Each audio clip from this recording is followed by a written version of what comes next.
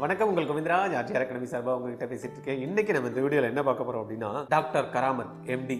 யார் சார் இவரு அப்படின்னு கேட்குறீங்களா? Deputy director Tamil Nadu medical selection. அவர் கம்ப்ளீட்டாக எக்ஸ்பிளைன் பண்ணியிருக்காரு இந்த அப்ளிகேஷன் ப்ராசஸ், எப்படி நீங்கள் அப்ளிகேஷனை ஸ்டெப் பை ஸ்டெப்பாக நீங்கள் போடணும் அப்படின்ற மாதிரி தமிழ்நாடு மெடிக்கல் செலெக்ஷன் கமிட்டிலேருந்து அவர் பேசியிருக்காரு. அந்த வீடியோவை நீங்கள் பாருங்கள். இதில் உங்களுக்கு ஏதாவது கிளாரிட்டி வேணும், எதனா டவுட் இருந்ததுன்னா 9176552121 இந்த நம்பரில் எப்போ இருந்தாலும் கால் பண்ணலாம். இந்த வீடியோவை பார்க்கறதுக்கு முன்னாடி ஆர்ஜிஆர் அகாடமியில் 2026 நீட் எக்ஸாம்ஸ் எழுதி நான் கவர்மெண்ட் சீட்டு எடுத்தே ஆகணும் அப்படின்ற வெறித்தனமாக இருக்கிறவங்களுக்கு பார்த்தீங்கன்னா ஸ்பெஷல் ரிப்பீட்டர் பேட்ச்சு ஒன்று ஸ்டார்ட் பண்ணியிருக்கோம். 20 பேர் தான் அந்த பேட்சில் இருப்பாங்க. ஒவ்வொரு ஸ்டூடெண்ட்டுக்கும் இண்டிவிஜுவல் அட்டென்ஷன் கொடுத்து, சார் என் குழந்தைய கவனிச்சா பண்ணிவிடுவான் சார், என் குழந்தைக்கு கொஞ்சம் சொல்லி கொடுத்தா பண்ணிவிடுவான் சார், அவன் கூடயே இருந்து கைட் பண்ணால் பண்ணிவிடுவான் சார் அப்படின்ற பேரண்ட் பார்த்திங்கன்னா இந்த வீடியோவை பார்த்தீங்கன்னா உங்களுக்கான ஸ்பெஷல் பேட்ச் தான் இது.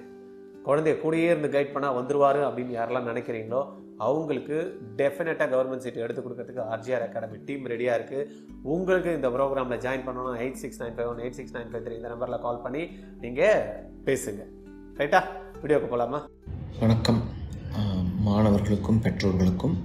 நான் டாக்டர் கராமத், துணை இயக்குனர், மருத்துவக் கல்வி மற்றும் ஆராய்ச்சி இயக்ககம். உங்களுக்கு இன்னைக்கு அப்ளிகேஷன் எப்படி ஃபில் பண்ணுறது, அப்லோடு பண்ணுறது அப்படிங்கிறத பற்றிய ஒரு சின்ன விளக்க வீடியோ. சின்னங்கிறது கொஞ்சம் லென்த்தி ஆகலாம். ஏன்னா நம்ம ஃபுல் அப்ளிகேஷனை கோ த்ரூ பண்ணுவோம். நம்ம இந்த ஃபில்லிங் மெத்தட்லாம் சொல்லித்தரும்போது நான் தமிழ்லையும் பேசுகிறேன், ஆங்கிலத்திலையும் கலப்பு இருக்கும். ஸோ எல்லாருக்கும் ஹெல்ப்ஃபுல்லாக இருக்கும் அப்படிங்கிறதுக்காக இந்த ஒரு சின்ன முயற்சி.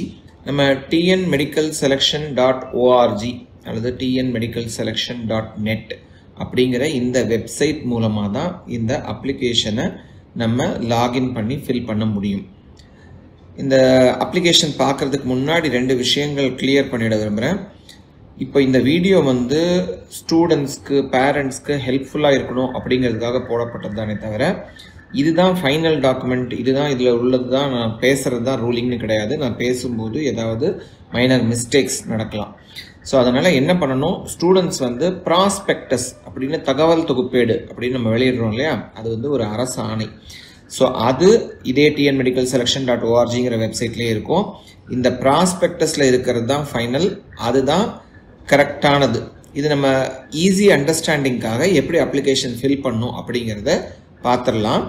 உங்கள் வீடியோவில் தெரிகிற மாதிரி இப்போ இந்த சைட்டை திறந்த உடனே இப்போ கவர்மெண்ட் கோட்டா, மேனேஜ்மெண்ட் கோட்டா அப்படின்னு 2 காலம் இருக்குது. நம்ம கவர்மெண்ட் கோட்டா அப்படிங்கிறத நான் கிளிக் பண்ணி உள்ளே போயிருக்கேன். Click here for new registration அப்படின்னு இருந்தது இல்லையா, அந்த இடத்துல நம்ம புதுசாக ரெஜிஸ்டர் பண்ணணும். ரெஜிஸ்டர் பண்ணும்போது இந்த மாதிரி என்னென்ன விஷயங்கள் படித்து பார்க்கணும் அப்படிங்கிறது பாருங்கள். நான் முழுசாக படித்து பார்த்துட்டு கீழே நான் படிச்சுட்டேன் அப்படிங்கிறத ஒத்துக்கிட்டு அந்த செக் மார்க்கை கிளிக் பண்ண பிறகு அதுக்குள்ளே போகிறேன். இப்போ நம்ம பேசிக் டீட்டெயில்ஸ் கொடுக்குறோம். இந்த பேசிக் டீட்டெயில்ஸில் நம்ம எந்த குவாலிஃபையிங் எக்ஸாமினேஷன், நம்ம +2 ஸ்டேட் போர்டு ஹையர் செகண்டரி ஸ்ட்ரீமில் படித்தோமா அல்லது சிபிஎஸ்சியில் படித்தோமா, ஸோ அந்த தகவல்கள் இருக்குது. அடுத்தது டேட் ஆஃப் பர்த் இருக்குது. குவாலிஃபையிங் இயர் அப்படின்னு இருக்குது. அப்படின்னா என்ன அர்த்தம், இப்போ நம்ம குவாலிஃபையிங் எக்ஸாமினேஷன் இருக்கு இல்லையா, அதாவது +2 நம்ம இந்த வருஷம் முடித்தோமா, சென்ற வருடம் முடித்தோமா, 2024 நான் முடித்தேன் அப்படின்னு இந்த குவாலிஃபையிங் இயர் இருக்குது. நம்மளோட higher secondary examination higher secondary அல்லது சிபிஎஸ்சினா சிபிஎஸ்சி, அதோட ரெஜிஸ்ட்ரேஷன் நம்பர் இருக்குது. இதெல்லாம் ரொம்ப கவனமாக இந்த இடத்துல நம்ம பார்த்து ஃபில் பண்ணணும். இதற்கு பிறகு பார்த்தீங்கன்னா இந்த இஎம்ஐஎஸ் ஐடிங்கிறது நம்ம தமிழ்நாட்டில் படிச்சிருந்தோம்னா எல்லாருக்குமே இருக்குது. அந்த இஎம்ஐஎஸ் ஐடியை கவனமாக இந்த இடத்துல ஃபில் பண்ணோம். இஎம்ஐஎஸ் ஐடி முடித்த உடனே +1 பாஸ்டான்னு கேட்குது. நம்ம +1 பாஸ் பண்ணி தான் +2க்கு வந்திருப்போம். அந்த தகவலை ஃபில் பண்ணோம். லாகின் ஐடி அப்படின்னு கேட்குது. இந்த லாகின் ஐடி அப்படிங்கிறது தான் நீங்கள் தமிழ்நாடு மெடிக்கல் செலெக்ஷன் கமிட்டி வெப்சைட்டுக்குள்ளே லாகின் செய்யறதுக்கான, உட்புகிறதுக்கான அந்த பாஸ்வேர்டு பின்னாடி வரும். இதுதான் லாகின் ஐடி. ஸோ இதை மறக்கக்கூடாது, இதை யுனிக்காக உருவாக்கி ஸோ இந்த இடத்துல இந்த லாகின் ஐடி போட்டுருங்க. லாகின் ஐடிக்கு பிறகு மொபைல் நம்பர். இந்த மொபைல் நம்பர், இமெயில் அட்ரஸும் ரொம்ப ரொம்ப ரொம்ப முக்கியமான விஷயம். இந்த மொபைல் நம்பர், இமெயில் அட்ரஸில் தான் உங்களுக்கான இப்போ நீங்கள் அப்ளிகேஷன் போடும்போது ஓடிபிஸ் வரும், அக்கௌண்ட் நம்பர் கொடுத்து பே பண்ணும்போது அதற்கான ஓடிபி வரும், நீங்கள் கவுன்சிலிங் ஸ்டேஜில் மறுபடியும் லாகின் பண்ணுறதுக்கு இதில் தான் ஓடிபி வரும். அதனால் இந்த மொபைல் நம்பர், ஸ்டூடெண்ட்டோட மொபைல் நம்பர், ஸ்டூடெண்ட்டுக்கு தனியாக மொபைல் இல்லைன்னா அவங்க பேரண்ட்டோட பொறுப்பான நபரோட மொபைல் நம்பர், யாராவது ஒரு ரேண்டம் பர்சன், அல்லது நம்ம போய் ஒரு ப்ரௌசிங் சென்டரில் ஃபில் பண்ணுறோன்னா அந்த அவங்களோட நம்பர் அந்த மாதிரிலாம் ஃபில் பண்ணாமல் நம்ம யூஸ் பண்ணுற ரெகுலரான mobile number, user ID create பண்ணுறதுக்காக கொடுத்துடணும். இப்போது மொபைல் நம்பர், இமெயில் ஐடி கொடுத்த பிறகு பார்த்தீங்கன்னா பாஸ்வேர்டு க்ரியேட் பண்ண சொல்லும். ஸோ இதற்கான இந்த வெப்சைட்டுக்கு லாகின் பண்ணுறதுக்கான யூனிக் ஐடி, ஸோ ஐடி கொடுத்துட்டோம். இப்போ பாஸ்வேர்டு கொடுக்கணும். ஸோ பாஸ்வேர்டு கொடுத்த பிறகு பேர் என்டர் பண்ணோம். இது நம்மளோட மார்க் ஷீட்டில் இருக்கிற மாதிரியான கரெக்டான ஸ்பெல்லிங் மிஸ்டேக் இல்லாத பேராக இருக்கணும். ஏன்னா இந்த பேர் தான் நமக்கு அலாட்மெண்ட் ஆர்டர் டவுன்லோட் ஆகிற வரைக்கும், நம்ம காலேஜில் பதிவாகிற வரைக்கும் வரும். மிஸ்டேக் ஆகிடுச்சுன்னா அதை மாற்றுறது ரொம்ப சிரமமாக இருக்கும். அதனால் கவனமாக நம்ம +2 மார்க் லிஸ்ட்டை எடுத்து வச்சுட்டு அதற்கு பிறகு அதுலேருந்து ஃபில் பண்ணிக்கலாம். பொதுவாகவே மாணவர்களுக்கு நான் என்ன சொல்லுவேன்னா, வெப்சைட்டுக்குள்ளே ஒரு முறை போய் பார்த்துட்டு அதற்கு பிறகு என்னென்ன டாக்குமெண்ட் வேணும்னு ப்ராஸ்பெக்டஸில் போட்டிருக்கோ அந்த டாக்குமெண்ட் எல்லாத்தையும் கையில் வச்சுக்கிட்டு, ஃபிசிக்கல் காப்பீஸை கையில் வச்சுட்டு, கூட இந்த டாக்குமெண்ட் எல்லாத்தையும் ஸ்கேன் பண்ணி பிடிஎஃப் ஃபார்மேட்டில், ஃபோட்டோஸ் எல்லாம் ஜேபிஜி ஃபார்மேட்லையும், டாக்குமெண்ட்ஸ் எல்லாம் நம்ம சர்டிஃபிகேட்ஸ் எல்லாத்தையும் பிடிஎஃப் ஃபார்மேட்லையும் ஸ்கேன் பண்ணி நம்ம கம்ப்யூட்டரில், இப்போ நம்ம கம்ப்யூட்டரில் தான் பதிவு பண்ணுறோம் அப்படின்னா அந்த கம்ப்யூட்டர்லேயே ஒரு ஃபோல்டரில் பெயர் போட்டு, இப்போ உதாரணத்துக்கு கம்யூனிட்டி சர்டிஃபிகேட்னா கம்யூனிட்டி சர்டிஃபிகேட், நேட்டிவிட்டி சர்டிஃபிகேட்னா நேட்டிவிட்டி சர்டிஃபிகேட் அப்படின்னு பெயரிட்டு ரீநேம் பண்ணி எல்லாத்தையும் ஒரு ஃபோல்டரில் சேவ் பண்ணிவிட்டு அதற்கு பிறகு அப்ளிகேஷன் ப்ராசஸ் ஸ்டார்ட் பண்ணோம்னா கொஞ்சம் ஈஸியாக இருக்கும். இப்போ இந்த பேசிக் டீட்டெயில்ஸ் கொடுத்த உடனே பார்த்தீங்கன்னா நமக்கு அந்த இப்போ நம்ம மொபைல் நம்பர் கொடுத்தோம் இல்லையா, அதில் ஒரு ஓடிபி வரும். அந்த ஓடிபியை நீங்கள் இங்கே ரெஜிஸ்டர் பண்ணீங்கன்னா தான் நீங்கள் இந்த வெப்சைட்டுக்குள்ளே ரெஜிஸ்டரே ஆவீங்க. சரிங்களா? இப்போ இந்த ஓடிபி நமக்கு வந்துருச்சாங்கிறத செக் பண்ணிவிட்டு பதிவு பண்ணுறோம். இந்த ஓடிபி போட்ட உடனே நீங்கள் சப்மிட் கொடுக்க முடியும். ஓடிபி வரல அப்படின்னா ரீசெண்ட் ஆப்ஷன் ஆப்வியஸ் தான் இருக்கும். ரீசெண்ட் பண்ணி மறுபடியும் ஓடிபி வந்த பிறகு நம்ம உள்ள சப்மிட் பண்ணி ரெஜிஸ்டர் ஆகிடுவோம். இது ரெஜிஸ்ட்ரேஷன் மட்டும்தான், அப்ளிகேஷன் ப்ராசஸ் இன்னும் முடியல. இப்போ இதற்கு பிறகு வெப்சைட்டில் பார்த்தீங்கன்னா ஸ்டெப்ஸ் ஆஃப் ஆன்லைன் ரெஜிஸ்ட்ரேஷன் அப்படின்னு என்னென்ன கொடுத்துருக்குன்னு பாருங்கள். ரெஜிஸ்ட்ரேஷன் இருக்குது, அதுக்கு முன்னாடியே ப்ராஸ்பெக்டஸ் இருக்குது, அதை படிச்சுக்கோங்கன்னு சொல்கிறோம். லாகின் அப்படின்னு இருக்குது. அடுத்தது அப்போ நம்ம என்ன பண்ணோம், ஏற்கனவே கொடுத்தோம்ல யூசர் ஐடி, அதையும் பாஸ்வேர்டையும் வச்சு லாகின் ஆகணும். அதற்கு பிறகு என்ன இருக்குது, டீட்டெயில்ஸ் ஃபில்அப் பண்ணோம், டாக்குமெண்ட்ஸ் அப்லோட் பண்ணோம், பேமெண்ட் பண்ணோம். இது எல்லாத்தையும் செஞ்சாதான் ரெஜிஸ்ட்ரேஷன் கம்ப்ளீட் ஆகும். அப்போ தான் நம்ம ஆன்லைன் அப்ளிகேஷனை சப்மிட் பண்ணியிருக்கோம்னு அர்த்தம். சரிங்களா? நம்ம தொடர்ந்து இப்போ ஏற்கனவே யூஸ் பண்ண யூசர் ஐடி, பாஸ்வேர்ட் இருக்கு இல்லையா, அதை வச்சு லாகின் ஆகும். ஸோ இப்போ லாகின் ஆகிட்டோம். ஸோ இப்போ நம்ம டீட்டெயில்ஸ் ஃபில்அப் பண்ணுறதுக்கான பேஜுக்கு வந்துட்டோம். இப்போ பேர், டேட் ஆஃப் பர்த் பாருங்கள் ஆட்டோ பாப்புலேட் ஆகிடுச்சு. அதுவே டேட்டாவை நம்ம முதல் ஸ்டெப்பில் கொடுத்தோம் இல்லையா, அங்கேருந்து எடுத்துச்சு. அடுத்து ஜெண்டருக்கு பிறகு தந்தையின் பெயர், name of the father or guardian கேட்டிருக்காங்க. ஸோ அந்த இடத்துல கரெக்டாக பேர் ஃபில்அப் பண்ணுறோம். ஸோ அடுத்து நேஷ்னாலிட்டி, இந்தியனா அல்லது இந்த ஓசிஐ பிஐஓ கேட்டகரியில் இருந்தால் அப்ளை பண்ணலாம் கவர்மெண்ட் கோட்டாவில். ஸோ அந்த கேட்டகரியில் இருக்குமா அப்படிங்கிறத கேட்குது. அதுக்கு அடுத்தது நேட்டிவிட்டி, தமிழ்நாடு நேட்டிவாக சேர்ந்தவர்களா அல்லது வேறு மாநிலத்தை சேர்ந்தவர்களா அப்படிங்கிறத தமிழ்நாடு கொடுக்கிறோம். Nativity, religion, name of the mother, community. இப்போ கம்யூனிட்டியில் நம்ம வந்து பிசியா, எம்பிசியா, எஸ்சியா, எஸ்சிஏவா, எஸ்டியாங்கிறத கொடுத்துட்டோம்னா அதற்கு பிறகு அந்த பக்கத்தில் உள்ள ஃபீல்டில் நம்மளோட குறிப்பிட்ட உட்பிரிவு என்ன, கம்யூனிட்டியில் உட்பிரிவு என்ன அப்படிங்கிறத கேட்கும். ஸோ இப்போ நீங்கள் பிசி ஓப்பன் பண்ணீங்கன்னா பிசியோட உட்பிரிவுகள் ஓப்பன் ஆகும். எம்பிசியை கிளிக் பண்ணோம்னா எம்பிசியோட உட்பிரிவுகள் ஆகும். நான் இங்கே வந்து ஒரு டீட்டெயில் கொடுத்துட்டு உள்ளே போகிறேன். ஸோ இப்போ அடுத்தது பார்த்தீங்கன்னா பிளேஸ் ஆஃப் பர்த் அப்படின்னு கேட்கும். எந்த மாநிலத்தில் நீங்கள் பிறந்தீர்கள். நேட்டிவிட்டி, நீங்கள் தமிழ்நாட்டை சேர்ந்தவராக இருந்தோம், கர்நாடகாவில் பிறந்திருந்தீங்கன்னா பிறப்புக்கான இடம்னா இந்த இடத்துல கொடுக்கலாம், தப்பு இல்லை. நேட்டிவிட்டி நீங்கள் எந்த ஊரை சேர்ந்தவர், நேட்டிவிட்டிங்கிறதும் பர்த் பிளேஸும் ஒன்றும் கிடையாது. அடுத்து Aadhaar number. So Aadhaar number, சரியான ஆதார் நம்பரை இங்கே வந்து என்டர் பண்ணோம். பிளட் குரூப் கேட்டிருக்கோம், பிளட் குரூப் என்டர் பண்ணுங்க. இப்போ இந்த இடத்துல candidates name as in Aadhaar அப்படின்னு கேட்குறோம். இது ஆதார் வெரிஃபிகேஷனுக்காக. ஸோ இப்போ ஆதாரில் என்ன பேர் இருக்கோ அது, ஒருவேளை +2 மார்க் லிஸ்ட்ல இருக்கிறது வேற பேரா இருந்தா இங்கே இந்த இடத்துல ஆதார்ல இருக்கிற பேரை என்டர் பண்ணுங்க. இதுக்கு அடுத்தது கம்யூனிட்டி சர்டிபிகேட்டோட இன்ஃபர்மேஷன். நம்ம குறிப்பா நமக்கு சலுகை வேணும்னா, அதாவது கம்யூனிட்டி பேஸ்ட் ரிசர்வேஷன் வேணும்னா இந்த கம்யூனிட்டி சர்டிபிகேட் இன்ஃபர்மேஷனை கரெக்டா ஃபில் பண்றது ரொம்ப முக்கியம். ஸோ கரெக்டா நம்ம அந்த நம்பர், எந்த இடத்துல இருந்து இஷ்யூ செய்யப்பட்டது, இஷ்யூயிங் அத்தாரிட்டி யாரு, ஸோ இப்போ நம்ம ஆர்டிஓவா தாசில்தாரா, யார் இஷ்யூ பண்ணாங்க, கம்யூனிட்டி சர்டிஃபிகேட்டோட நம்பர் என்ன, ஸோ டேட் ஆஃப் இஷ்யூ என்ன, இது எல்லாத்தையும் அதில் என்டர் பண்ணோம்னா நம்ம இந்த டீட்டெயில்ஸ் கம்ப்ளீட் பண்ணிட்டோம். இதற்கு அடுத்து அட்ரஸ் டீட்டெயில்ஸ். அட்ரஸில் 2 அட்ரஸ் கேட்டிருக்காங்க. கம்யூனிகேஷன் அட்ரஸ், நமக்கு ஏதாவது ஒரு வகையில் தேவைப்பட்டால், பொதுவாக எந்த இண்டிவிஜுவல் பர்சனல் கம்யூனிகேஷனும் தமிழ்நாடு மெடிக்கல் செலெக்ஷன் கமிட்டிலேருந்து வராது, எல்லாமே வெப்சைட் மூலமாக தான் நடக்கும். ஆனாலும் அட்ரஸ் எது அப்படிங்கிறது நம்மளோட இப்போ கம்யூனிகேட் பண்ணணும்னா எந்த அட்ரஸ், நம்மளோட பெர்மனன்ட் அட்ரஸ் எது, ரெண்டையுமே ஒன்று ஃபில் பண்ணிட்டு இன்னொன்றுக்கு வந்து கிளிக் பண்ணிங்கனாலே அது ஆட்டோ பாப்புலேட் ஆகி இந்த இதே அட்ரஸில் தான் ரெண்டுமே எனக்கு ஒன்று தான்னா அதை ஃபில் பண்ணிக்கலாம். அதில் ஒன்றும் சிரமம் கிடையாது. ஸோ அடுத்தது ஸ்பெஷல் கேட்டகரி இன்ஃபர்மேஷன். ஸோ நம்ம வந்து இந்த ஏதாவது ஸ்பெஷல் கேட்டகரிஸில் வர்றோமா, அதாவது ஸ்போர்ட்ஸ் அதில் உள்ளவங்களா, மாற்றுத்திறனாளிகளா, அல்லது எக்ஸ் சர்வீஸ்மென் முன்னாள் இராணுவத்தினர் கேட்டகரியில் வரோமா, அல்லது இந்த ஐஆர்டி எனப்படும் ரோட் டிரான்ஸ்போர்ட் கார்பரேஷனை சேர்ந்தவர்களா, இந்த இன்ஃபர்மேஷன் கொடுத்துட்டு சேவ் அண்ட் ப்ரொசீட் கொடுத்து அடுத்த ஸ்டெப்புக்கு போகிறோம். இந்த சேவ் அண்ட் ப்ரொசீட் கொடுக்கறதுக்கான காரணம் என்னன்னா, இந்த ஒரு ஸ்டெப்லையும் உள்ள இன்ஃபர்மேஷனை நீங்கள் திரும்ப ரீஃபீட் பண்ண தேவையில்லை. ஒருவேளை நடுவில் வந்து ஏதாவது கட் ஆயிடுச்சு, இன்டர்நெட் கட் ஆயிடுச்சுன்னா இந்த இன்ஃபர்மேஷன் சேவ் ஆகிடும். அதற்காக இந்த ஸ்டெப்புகள் இருக்கு. இதற்கு பிறகு பார்த்தோம்னா நம்ம 6th +2 வரைக்கும் படித்ததுக்கான இன்ஃபர்மேஷன். ஸோ இப்போ நம்ம வந்து கவர்மெண்ட் ஸ்கூலில் படித்தோமா இல்லையா அப்படிங்கிறது முக்கியமாக இங்கே கொடுக்கணும்.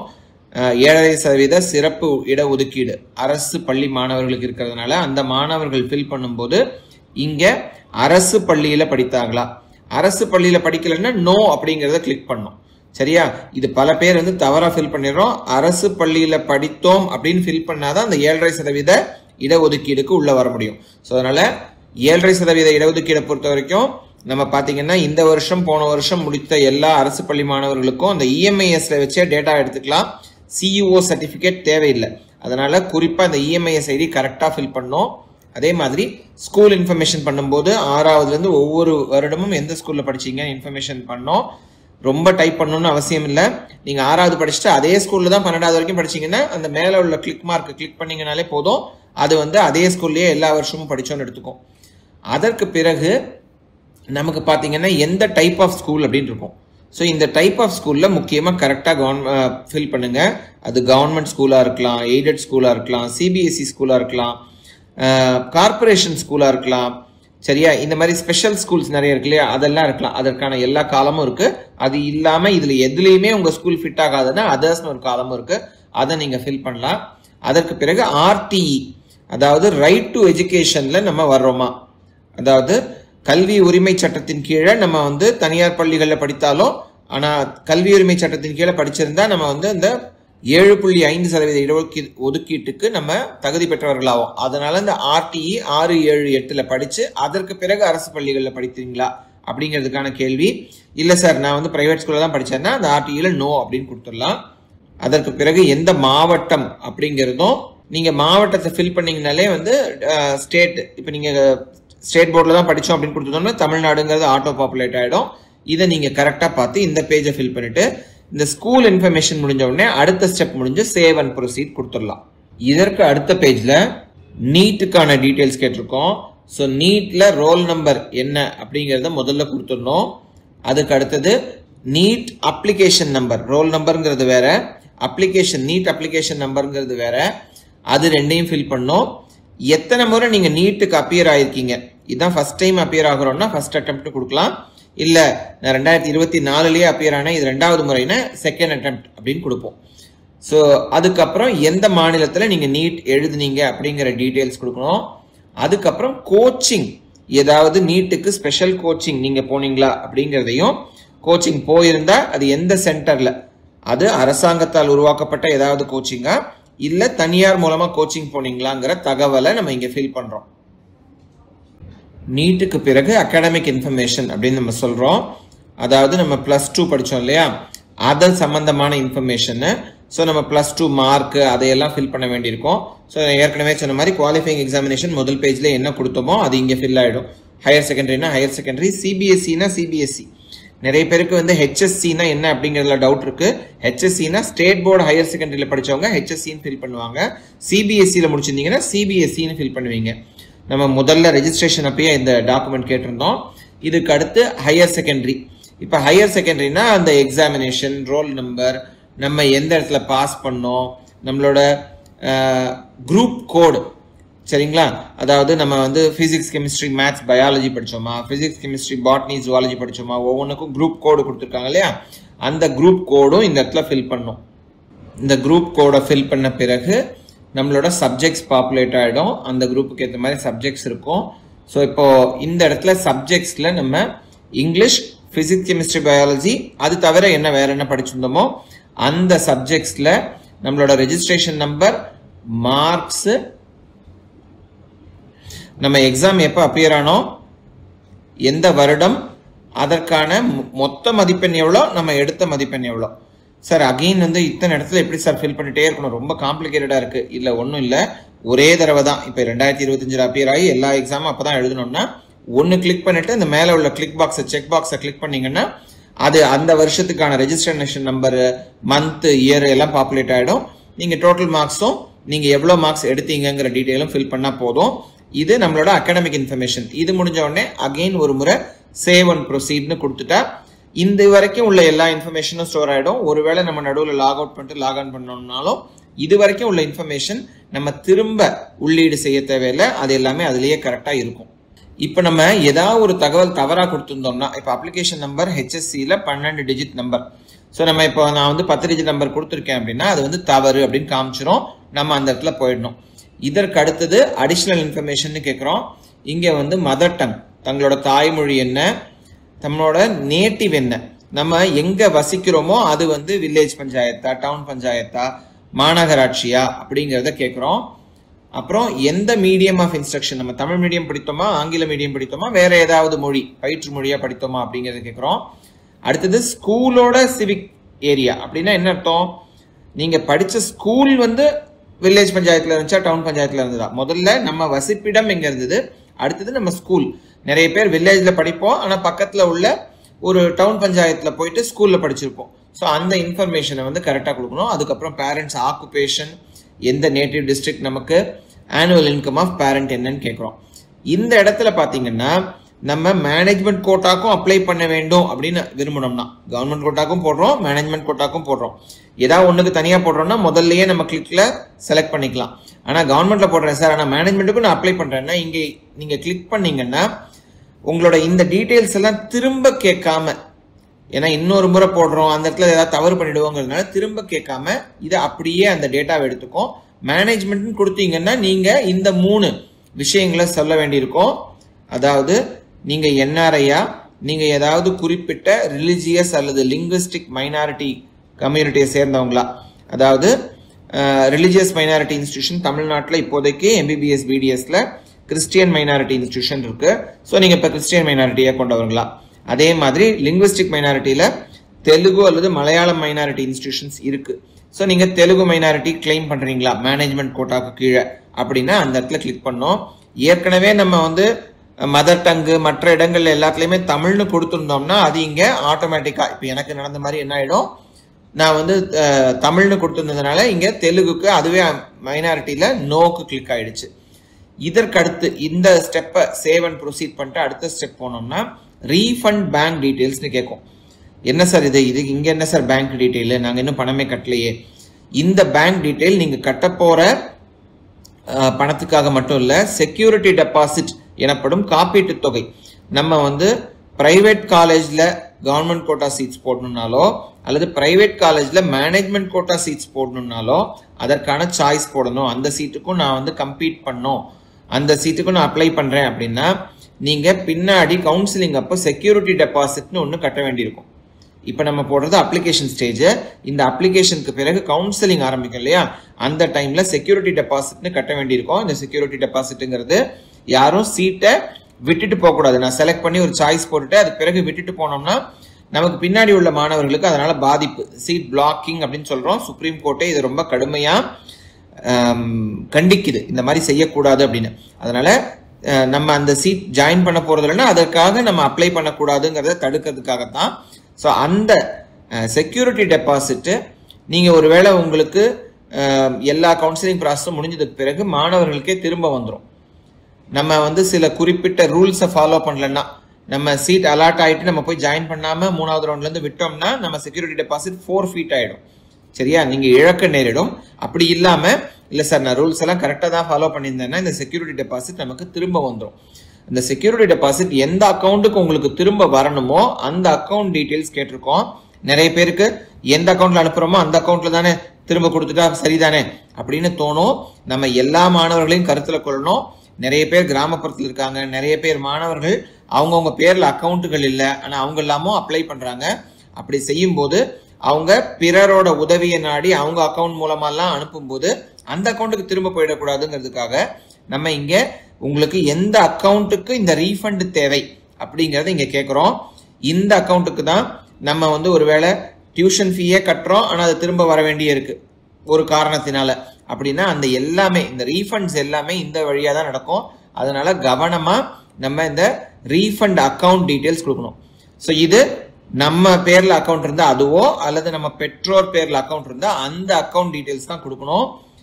அக்கௌண்ட் நம்பர், ஐஎஃப்எஸ்சி கோடு, எந்த பேங்க் பிரான்ச்சு, இது எல்லாத்தையும் ரொம்ப தெளிவாக கரெக்டாக தவறு இல்லாமல் ஃபில் பண்ணோம். ஏன்னா இதுல தவறுகள் இருந்தா இந்த ரீஃபண்ட் ப்ராசஸ் நடக்கிறதுக்கு பிரச்சனையாகும். இதையெல்லாம் இந்த அக்கௌண்ட் டீடைல்ஸ்லாம் என்டர் பண்ண பிறகு இந்த இடத்துல மறுபடியும் ஒரு தடவை ஜெனரேட் ஓடிபின்னு கொடுத்தீங்கன்னா ஓடிபி அங்கே உங்களோட ரெஜிஸ்டர்ட் மொபைல் நம்பருக்கு வரும். அந்த ஓடிபியை தான் நீங்கள் ஃபில் பண்ணணும். இதை ஏன் இங்கே கொடுத்துருக்கோம், வேற யாராவது அக்கௌண்ட்டை கொடுத்து அவங்களுக்கு பணம் இதை திரும்ப போயிடக்கூடாதுங்கிறதுக்காக தான் இந்த இடத்துல ஒரு ஓடிபி. இந்த ஓடிபி எதற்காக, சேஃப்டிக்காக. இங்கே மட்டும் இல்லை, நம்ம கவுன்சிலிங்லையும் நம்மளோட சாய்ஸ் போட்ட பிறகு ஒரு தடவை ஓடிபி வரும். ஏன் இதெல்லாம் ஏன் நம்ம செய்கிறோம் அப்படின்னா, ஸோ மாணவர் அவங்களுக்கு தேவையான நம்பருக்கு தான் போகணுமே தவிர தெரியாம மற்ற ஏதாவது அக்கௌண்ட் போட்டேன் சார், அவங்க மொபைல் நம்பர் கொடுத்துட்டாங்க அவங்களுக்கே ஓடிபி வந்துருச்சு அப்படிங்கிறதுக்காக இல்லாமல் இருக்கணுங்கிறதுக்காகத்தான் ஒவ்வொரு ஸ்டேஜ்லையும் ஓடிபி. அதனால உங்க மொபைல் நம்பரை கொடுங்க, அந்த ஓடிபி வந்ததுக்கு அப்புறம் இந்த ஓடிபி என்ன பர்பஸ்க்காக அப்படிங்கிறத கேட்டு அந்த ஓடிபியை அங்கே ஃபில் பண்ணுங்க. ஸோ நம்ம யாராவது வேறு நபர்களின் உதவியை நாடுறோம்னா கூட ரொம்ப சுலபமான முறை தான். கம்ப்யூட்டர் ஒரு இன்டர்நெட் கனெக்ஷன் இருந்தால் பண்ணிடலாம். மொபைலில் பண்ணுறத பொதுவாக நாங்கள் என்கரேஜ் பண்ணுறதில்ல, பண்ண முடியும்னாலும் ஏதாவது இந்த டாக்குமெண்ட் அப்லோட் பண்ணுறதுலாம் பிரச்சனைகள் வரலாம். அதனால டெஸ்க்டாப், ஒரு லேப்டாப்போ அல்லது ஒரு பர்சனல் கம்ப்யூட்டரோ அல்லது ப்ரௌசிங் சென்டர் போனோம்னா கூட நம்ம உட்காந்து அந்த சென்டரில் கம்ப்யூட்டர் மூலமாக நம்ம இன்டர்நெட் கலெக்ஷன் வச்சு இதை செஞ்சிட முடியும். இந்த ஸ்டேஜுக்கு அடுத்தது நம்ம அப்லோடிங் ஆஃப் டாக்குமெண்ட்ஸ், நம்ம கூட சர்டிஃபிகேட்ஸ்லாம் இருக்கு இல்லையா, அதெல்லாம் அப்லோடு பண்ணுறதுக்கான அடுத்த கட்டம். இங்கே வந்து பார்த்தீங்கன்னா நம்மளோட ஃபோட்டோ, தம் இம்ப்ரெஷன், நம்மளோட பெருவிரல் ரேகைக்கான பதிவு, சிக்னேச்சர், இது எல்லாமே இங்கே தான் நம்ம பண்ணுவோம். அதனால இதையும் என்ன செய்துக்கணும்னா, நம்ம நீட்டில் எந்த ஃபோட்டோ அப்லோட் பண்ணோமோ அதே ஃபோட்டோவோட passport size, post card size, நம்ம ரெண்டுமே அங்கே நீட்டில் கொடுத்துருப்போம். அதே மாதிரி அதே ஃபோட்டோவை இங்கேயும் எடுத்து வச்சுக்கணும். அதே மாதிரி சைன் பண்ணி அதையும் ஃபோட்டோவாக்கி வச்சுக்கணும், ஸ்கேன் பண்ணி. பெருவிரல் கைரேகை வச்சு அதையும் ஸ்கேன் பண்ணி நம்ம ஃபோட்டோவாக வச்சுக்கணும். இந்த 4 ஃபோட்டோவாகவும் ஜேபிஜி ஃபைல்னு சொல்லுவாங்க இல்லையா, ஜேபிஇஜி அல்லது ஜேபிஜி. ஸோ அந்த ஃபார்மேட்லையும் மற்ற சர்டிஃபிகேட்ஸ் எல்லாத்தையும் ஸ்கேன் பண்ணி பிடிஎஃப் ஃபார்மேட்லையும் பொதுவாக இதை நம்ம வச்சுக்கணும். ஸோ பாஸ்போர்ட் சைஸ் ஃபோட்டோக்கு 50லேருந்து 100 KB அப்படின்னு கொடுத்துருப்பாங்க. ஸோ நம்ம ஃபோட்டோகிராஃபர் மூலமாக எடுத்தோம் அப்படின்னா அது வந்து பெரிய ஃபைலாக இருக்கும். ஸோ இதை வந்து நம்ம இன்டர்நெட்டில் போனீங்கனாலே இந்த ஃபைலை சுருக்கிறதுக்கான நிறைய வெப்சைட்ஸ் இருக்குது. நம்ம இமேஜ் ரீசைஸ், PDF resize அப்படின்னு போட்டு நீங்க கூகுள் சர்ச் பண்ணீங்கன்னா நிறைய சைட் வரும். இதுல வந்து நம்ம அந்த போட்டோவை, உதாரணத்துக்கு என்னோட போட்டோ 3 MB இருக்கு அப்படின்னா அதை இந்த மாதிரி ரீசைஸ் சைட்ல போயிட்டு அதை சுருக்கி நம்ம 70 KB 90 KB ஆக்கிக்கலாம். நம்ம அதெல்லாம் ஏற்கனவே செஞ்சு வச்சிருந்தோம்னா இன்னும் ஈஸி. அதை நம்ம அப்லோட் பண்றதுக்கு, நம்ம நீட்ல அப்லோட் பண்றதுக்கும் இந்த மாதிரி தான் நம்ம சைஸ் சுருக்க வேண்டி இருந்திருக்கும். இங்கேயும் அதே தான். நீட்ல ஏற்கனவே செஞ்சு வச்சிருக்கீங்கன்னா அதெல்லாம் ஒரு ஃபோல்டர்ல போட்டு வச்சுட்டு அப்ளிகேஷன் ஸ்டார்ட் பண்ணுங்க. ப்ராசஸ் ஈஸியா இருக்கும். இதில் இந்த போட்டோஸ் 4 விஷயங்கள் சொன்னேன். Passport size photo, post card size photo, நம்மளோட மாணவரோட கையெழுத்து, மாணவரோட இடதுகை பெருவிரல் கைரேகை. சரியா? ஸோ இதெல்லாம் அப்லோட் பண்ண பிறகு டாக்குமெண்ட்ஸ்க்கு போகிறோம். இந்த டாக்குமெண்ட்ஸை பொறுத்த வரைக்கும் பார்த்தீங்கன்னா நம்ம கீழே கொடுத்துருக்கிற எல்லா டாக்குமெண்ட்டும் 1 by 1 பிடிஎஃப்ல அப்லோட் பண்ணோம். 100% அப்லோடட். இந்த சைடில் வந்து பார்த்தீங்கன்னா click here to view the PDF அப்படின்னு வரும். அப்படின்னா தான் நம்மளது அப்லோட் ஆயிடுச்சுன்னு அர்த்தம். எல்லாத்தையும் பொறுமையாக செஞ்சுட்டு அதற்கு பிறகு நம்ம நெக்ஸ்ட் அப்படிங்கிற இந்த காலம் போனோம்னா, நெக்ஸ்ட் அப்படிங்கிறதுக்கு நீங்கள் செய்ததெல்லாம் சரியா, இல்லை நீங்கள் அப்ளிகேஷனை சரி பார்க்கணுமா அப்படின்னு கேட்கும். எல்லா அப்ளிகேஷனில் எல்லா விஷயங்களும் நம்ம ஃபில் பண்ணிட்டோம்னா நெக்ஸ்ட் அப்படிங்கிற இந்த க்ரீன் பட்டனை நம்ம கிளிக் பண்ணலாம். ஏதாவது ஒரு சர்டிஃபிகேட்டை நம்ம அப்லோட் பண்ணுறதை மிஸ் பண்ணிட்டோம்னா அது வந்து அங்கேயே மேலே பிளாங்க் வந்துடும், நெக்ஸ்ட் பேஜுக்கு போகாது. அந்த சர்டிஃபிகேட்டை, மேண்டேட்ரியான அந்த சர்டிஃபிகேட்டை அப்லோட் பண்ண பிறகு தான் நெக்ஸ்ட்டுக்கு போகும். நெக்ஸ்ட் போன பிறகு இந்த பேஜ் ரொம்ப முக்கியம்.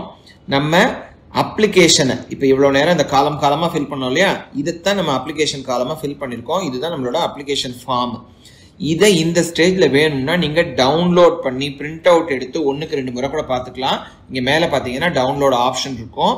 அல்லது இந்த ஸ்டேஜில் உங்களுக்கு டவுட்டாக இருக்குது அப்படின்னா எடிட் போயிட்டு முன்னாடி பார்த்த 5 தனித்தனி இன்ஃபர்மேஷன்ஸ் இருந்துச்சு இல்லையா, அது எல்லாத்தையுமே மறுபடியும் போயிட்டு எடிட் பண்ண முடியும். 5 இன்ஃபர்மேஷன், அந்த டாக்குமெண்ட்ஸ் 6, இது எல்லாத்தையுமே செக் பண்ண முடியும். செக் பண்ணிட்டு நான் எல்லாமே சாட்டிஸ்ஃபைடு கரெக்டாக தான் இருக்கு அப்படின்னா ஒரு காப்பி நமக்காக டவுன்லோடு பண்ணி சேவ் பண்ணி வச்சுக்கோங்க. இங்கே பாருங்க, டவுன்லோட் பண்ணி சேவ் பண்ணி வச்சுக்கோங்க. கீழே இருக்கிற இந்த செக் பாக்ஸை படிச்சு பாருங்க. நான் கொடுத்தது எல்லாத்தையும் உண்மைதான், இதுக்கு நான் தான் பொறுப்பு அப்படிங்கிறத நீங்க ஒத்துக்கிறீங்க. ஏன்னா இதுல ஃபேக் டாக்குமெண்ட் கொடுத்தோம்னா நமக்கு பனிஷ்மெண்ட்ஸ், தண்டனை இருக்குங்கிறத உணரணும். லீகலா சட்ட நடவடிக்கையே நடக்கும். ஸோ இது முடிந்த பிறகு நம்ம கொடுத்தோம்னா அகெயின் நம்ம கொடுத்த டாக்குமெண்ட்ஸை, நம்ம கொடுத்த இன்ஃபர்மேஷனை ஷார்ட்டாக கொடுத்து நீங்கள் அக்செப்ட் பண்ணிக்கிறீங்களான்னு கேட்கும். இதை எஸ் கொடுத்ததுக்கு பிறகு தான் நமக்கு பேமெண்ட் லிங்க் ஓப்பன் ஆகும். பேமெண்ட் லிங்க் போனோம்னா அப்ளிகேஷன் காஸ்ட்டுங்கிறது 500 ரூபாய். நம்ம எஸ்சி, எஸ்சிஏ, எஸ்டி மாணவர்களுக்கு இந்த அப்ளிகேஷன் காஸ்ட் ஃப்ரீயாக இருக்கும். மற்றவர்களுக்கு 500 ரூபாய் அப்படிங்கிற இந்த அப்ளிகேஷன் காஸ்ட்டும், மேனேஜ்மெண்ட்டும் நீங்கள் அப்ளை பண்ண வேண்டியிருந்தா அதற்குரியது 1000 ரூபாய் சேர்ந்து 1500 ரூபாய்ன்னு இருக்கும். இந்த அப்ளிகேஷன் காஸ்ட்டை நீங்கள் பேமெண்ட் போர்ட்டலுக்கு போறீங்க. இதில் பார்த்தீங்கன்னா 4லேருந்து 6 பேங்கோட இந்த பேங்க் கேட்வேஸ் இருக்கும். எதற்காகன்னா நம்ம ஒரு சமயத்தில் ஒரு பேங்கோட சர்வர் ஏதாவது பிரச்சனை ஆயிடுச்சுன்னா மாணவர்கள் நலனுக்காக வச்சுருக்கோம். ஸோ உங்களுக்கு எந்த கேட்வே மூலமாக போகணுன்னா உங்களுக்கு ஈஸியோ அல்லது உங்களுக்கு எது ஃபஸ்ட்டு ஈஸியாக இருக்கோ அது மூலமாக போயிட்டு நீங்கள் பேமெண்ட் ஆப்ஷன் வரும். அதில் UPI, credit card, debit card, net banking எதன் மூலமாக வேணாலும் நீங்கள் பேமெண்ட் பண்ணி, பேமெண்ட் பண்ண பிறகு பார்த்தீங்கன்னா இந்த காலம் வரும். இந்த காலத்தில் நீங்கள் பாருங்க, அப்ளிகேஷன் சப்மிட்டடு இந்த மாதிரி வருது இல்லையா, இதில் கடைசி 2 செக் பாக்ஸும் கிளிக் ஆகிட்டா தான் பேமெண்ட் கம்ப்ளீட்டடு, அப்ளிகேஷன் சப்மிட்டட், இந்த 2 பாக்ஸும் கிளிக் ஆகிட்டா தான் நம்மளோட அப்ளிகேஷன் சப்மிட் ஆயிடுச்சுன்னு அர்த்தம். இல்லை சார் பேமெண்ட் போச்சுன்னு நினைக்கிறேன், பேங்க்லேருந்து எனக்கு மெசேஜ் வரல, போச்சு ஆனால் ஃபெயிலியர்னு இங்கே காமிக்குது. நம்ம முக்கியமாக புரிஞ்சுக்கணும், ஃபெயிலியர்னு காமிச்சா பேங்க்லேயே தான் பணம் இருக்குன்னு அர்த்தம். பேங்க்லேருந்து உங்களுக்கு திரும்ப பணம் வந்துடும். ஸோ நம்ம சப்மிட் பண்ணி சக்ஸஸ்னு வந்து அப்ளிகேஷன் சப்மிட்டட்னு வந்தாதான் நம்மளோட அப்ளிகேஷன் போனதா அர்த்தம். அதுக்கு முன்னாடி எந்த ஸ்டேஜில் நீங்கள் எவ்வளோ டேட்டா கொடுத்துருந்தாலும் அப்ளிகேஷன் சப்மிட் பண்ணலன்னா உங்களோட அப்ளிகேஷன் ஏற்றுக்கொள்ளப்பட மாட்டாது. ஏன்னா சப்மிட்டட் அப்ளிகேஷனை தான் நம்ம எடுத்துட்டு அதை ஸ்க்ரூட்டினைஸ் பண்ண முடியும். சப்மிட்டே பண்ணலன்னா அந்த அப்ளிகேஷனை நம்ம செக் பண்ண முடியாது. ஸோ அதனால இது எல்லாத்தையும் கவனத்தில் கொள்ளணும். இது ரொம்ப கஷ்டமான விஷயம் கிடையாது. நம்ம முக்கியமான ஒரு படிப்புக்கு MBBS அல்லது BDSக்கு நம்ம வந்து அப்ளிகேஷன் போடுறோங்கும் போது கொஞ்சம் கவனத்தோட நம்ம பெற்றோர் யாரையாவது அல்லது ஒரு சீனியர் பர்சன் நமக்கு ரொம்ப முக்கியமானவர் யாரையாவது கூட இருந்துட்டு நம்ம உட்கார வச்சு எல்லாத்தையும் ரெடி பண்ணிட்டு டென்ஷன் இல்லாமல் ஈஸியாக இந்த அப்ளிகேஷனை ஃபில் பண்ண முடியும். இதில் ஒன்றும் சிரமமே கிடையாது. ஆனால் முக்கியமாக திரும்ப தமிழ்நாடு மருத்துவ தேர்வுக்குழு medical selection committee directorate of medical education சார்பாக நம்ம சொல்றது என்னன்னா, இதில் மூன்றாவது நபர்கள், நமக்கு முற்றிலும் சம்பந்தமில்லாத நபர்கள், சரியா, இந்த ஏஜென்ட்டு, ப்ரௌசிங் சென்டரில் ஒரு பர்சன் சொன்னார், அவரே பண்ணித்தரேன்னு சொன்னார், இந்த மாதிரி எல்லாம் நம்பி செய்ய வேண்டாம். ஏன்னா அவர்கள் தவறு செய்திருந்தா அந்த தவறுக்கான விளைவுகள் நம்ம அனுபவிக்க வேண்டியிருக்கோம், மாணவர்கள் அனுபவிக்க வேண்டியிருக்கோம். ஒரு சர்டிஃபிகேட்டை தப்பாக அப்லோட் பண்ணிட்டா நம்ம அப்ளிகேஷனே ரிஜெக்ட் ஆகிடலாம் இல்லையா? நம்ம சர்டிஃபிகேட்டை அவங்க ஏதாவது இல்லீகல் ஆக்டிவிட்டீஸ், அவங்க தப்பான ஃபேக்கான ஃபோர்ஜான சர்டிஃபிகேட் கொடுத்தாங்கன்னா அது மாணவரோட பொறுப்பு தான். ஏன்னா அப்ளிகேஷன் போடுறது மாணவர் தான், அந்த மூன்றாவது நபர் இல்லை. அதனால அந்த பொறுப்பை உணர்ந்து கரெக்டாக நம்ம உட்காந்து, நமக்கு முக்கியமானவங்க அவங்க யூஸ்வலாக பெற்றோர் இல்லையா?